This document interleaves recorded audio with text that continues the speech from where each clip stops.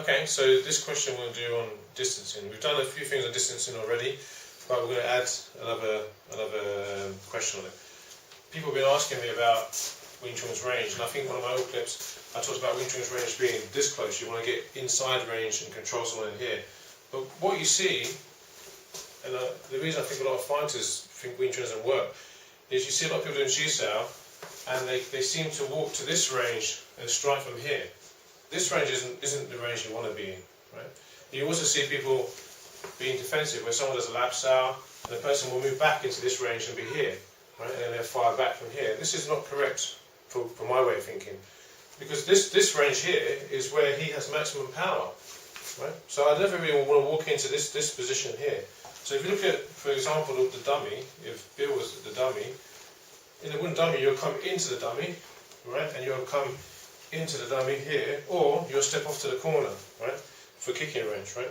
What you don't want to be is in between. You don't want to be here. That's the range, that's like the killing zone. You don't want to be here, because this is where he can get maximum hip power and twist into here, right?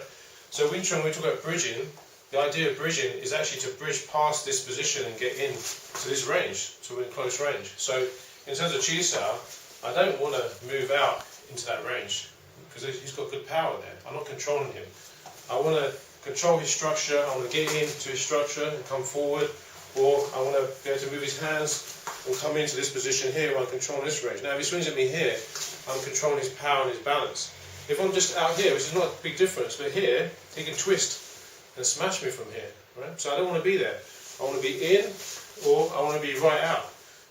Right? So I want to be out of the range, or I want to be in the range. I don't want to be in the middle. So when you do Chi Sao, for me anyway, I want to either come in, or I want to come in to a position where I'm controlling this leg and controlling his body power. What I don't want to be is in a position where we're 50-50 in terms of I've just moved into an empty space. Right? This I think you see a lot because people do applications where they're not building any pressure. So if you're doing an application with no pressure, it's easier for Bill to be rolling me and I move here because he's not really trying that hard. He's just doing one technique at a time. And I come back and then he does something and I move. Yeah. That's not really how Chi Sao should be trained in my mind. You know, for me, it has to be alive, have movement, use your power. And when you use your position, you want to come in and control that position. So when you're striking, you're in a position where you're affecting his balance. If you're not affecting his balance, then he has free rein to swing at you, to move at you. That's what we were trying to stop in Wing Chun. We're trying to stop the person having the ability to do what they want to do. We're trying to control their position. So when we come in, that position is neutralized. I'm putting weight into his leg, so when he tries to step, he can't step, and I get deeper, and I open the position up more.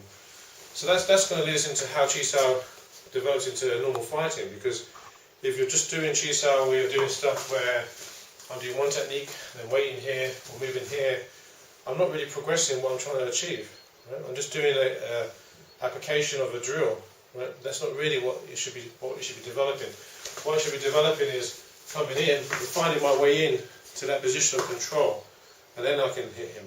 And then obviously he needs to be able to break that position, which is what we're going to do in our next clip. We're going to talk about why do we have this position of control, how do you get out of it, how does that develop in a fight. So we'll do that in the next clip. But what I want you to think about is your positioning of being either in, or